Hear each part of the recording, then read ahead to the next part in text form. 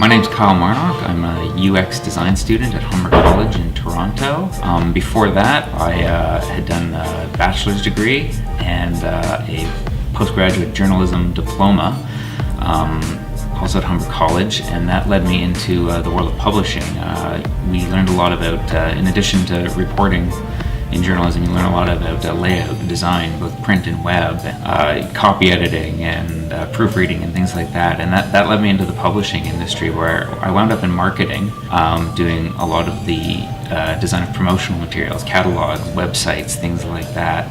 And I was there for quite a few years, worked my way up into a management position. It was that love of design that I actually picked up there that led me into the UX design field, which is where I'm at now. I was a marketing manager at the publishing company. I don't see it so much as giving up the career as continuing with the things that I really loved about that. I love the design aspect of the job. I liked doing websites, and I liked doing print design. And one of the things that always fascinated me when I was doing that was trying to understand how people use things and use our website, looking at the analytics, how people went through it. And a few years ago, I met someone who was working in Silicon Valley in the UX field, and she was telling me about what she did, and it sounded fascinating. So I investigated it, sort of put it in my back pocket, if you will. Reached a point, the job I was at, where I felt like it was time to move on. It was time for a change. I didn't just feel like jumping ship to another company. What I wanted to do was something that I felt helped me grow as professionally and as a person. So did some investigation of what was available for training in UX, and landed upon the Humber program, and I think it was a great decision. It's been a joy to come back to school. It's been challenging and delightful. I absolutely love the type of work we do, and it's expanded my horizons and my way of thinking.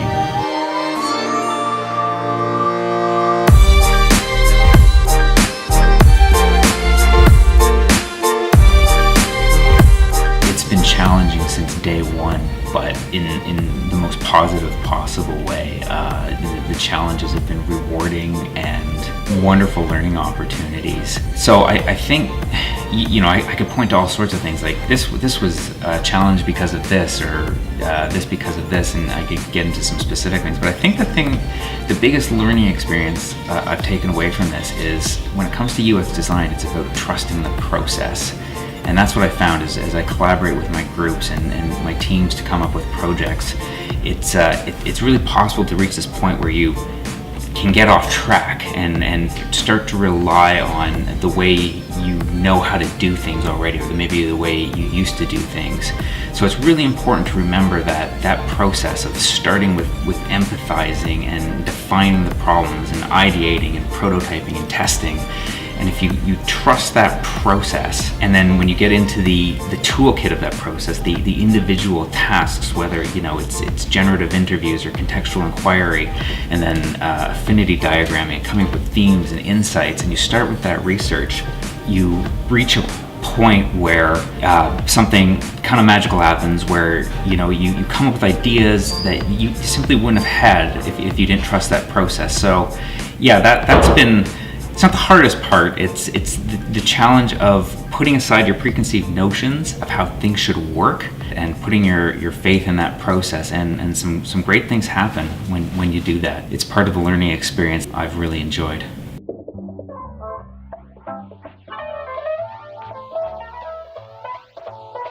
So once you're in school, you're learning all the time, which is great, but there's so much more out there that you discover really quickly that you can be taking in. So for me, it's been read.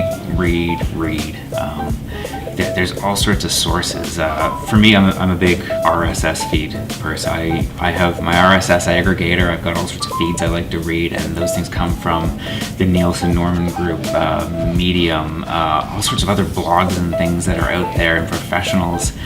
And I look at those things, and there's some great advice, on different aspects of research, on prototyping, and what's going on currently, what people are saying.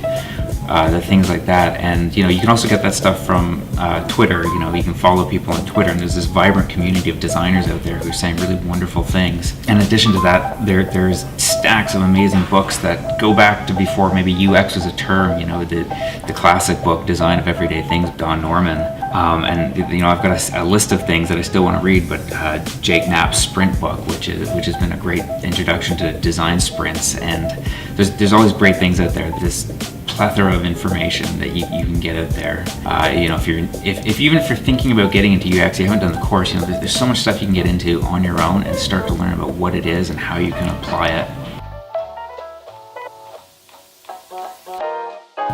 When I think of the skill set I've put together before coming to this program, I have a lot of experience in writing and editing and proofreading and managing big projects that we did in the marketing department. I have design skills. I'm specific things. I'm good at coding in HTML and using CSS and using the Adobe Creative Suite. I love that stuff. That's always the thing I've enjoyed most about my career.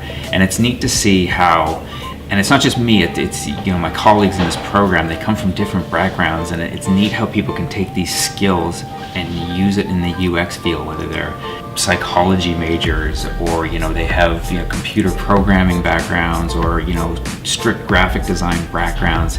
All these people are applying what they've taken before and using it, and I feel like the things I have are really, I want to say tangentially related to what we're doing in UX, but it's not even just that. It's they're directly applicable. These things that have helped me in the program that I know how to do, and sometimes it's like I said, it's those hard skills of coding. I know how to do that, and it helps with design. But it's also I was a manager before, and taking those leadership skills and applying them, and you see how they work in collaborative experiences and applying those things. So I'm excited about pursuing a career in UX at this point. The program's been great. I enjoy the work, I enjoy the creativity, I enjoy the collaboration. Genuinely excited at this point about where things are going to go. I'm really looking forward to it. For me, if I'm going to give a tip to someone that's maybe starting out in UX, they're a little behind where I'm at now, they're maybe looking at starting a program like this or trying to figure out what skills they need for the field, I think I would say don't limit yourself. I think a lot of people come into this program with an idea of what UX is, and maybe they're fixated on that design portion, wireframing or prototyping, working with Photoshop, and they think it's just sort of a variation on coding. But there's this whole research component which is really amazing. Some people they get in here and they learn that I'm gonna have to interview people, and I guess maybe because I have a background in that, because I did that way back when I did journalism. But I love that part of it. It's been fantastic meeting users of websites and seeing how they use things, but coming up with the research questions and the interview questions that you're going to ask these people, and then taking that data and analyzing it, that's a really fantastic part of this whole process, and it's what makes the process work. You get that research and you figure out what the users want and you empathize with them.